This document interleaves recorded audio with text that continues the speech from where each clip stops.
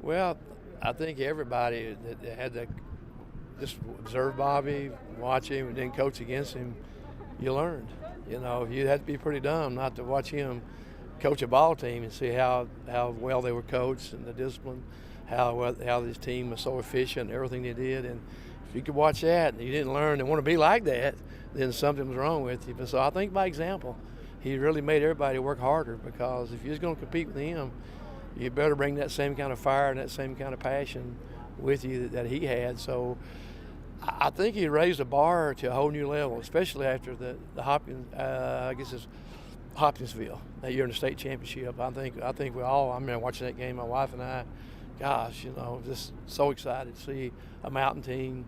It's been a long time to see a mountain team get the championship game, and even though they lost, I really felt like that all the mountains had won that year, because now basketball was, realized mountain basketball was as good as anywhere. And then after that, Richie came along, and then every year they were back, and the bottoms out of the tub. Then they really got good, and it raised the bar for everybody. The last year I was in the 13th region, we had 4 teams in the top 10 teams in the state that year: us, Clay, Harlan, and Knox Central. I don't know if that's happened before or ever happened again, and a lot of that is because we was all trying to beat Bobby. We was trying to beat him, so he made everybody better. I think it raised the bar. I think it raised everybody. First of all, gosh, look how good they are, and if you're going to beat them, you got to try to be that good too. And I think it showed also out in the state.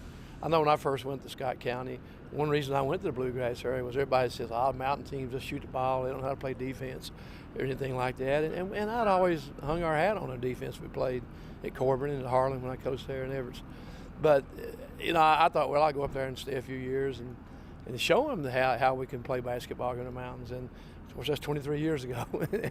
but it did. I think Clay County set the standard. And like anything, if you're gonna, you got to raise yourself up that standard. Boy, you'd better get to work.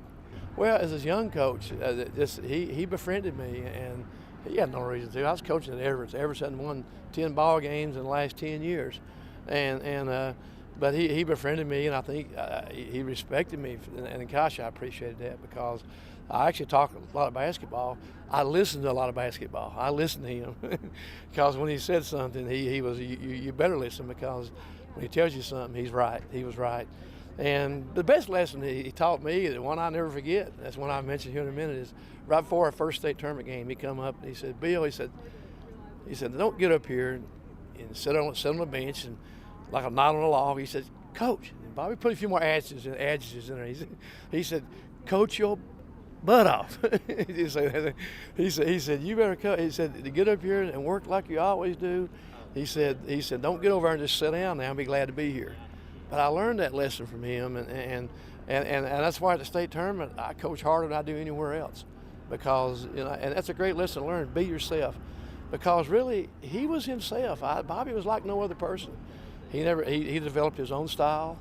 He developed his own personality, his own everything. He was a very unique individual, and that's a testament to just how intelligent he is. One of the smartest people I've ever met in my life.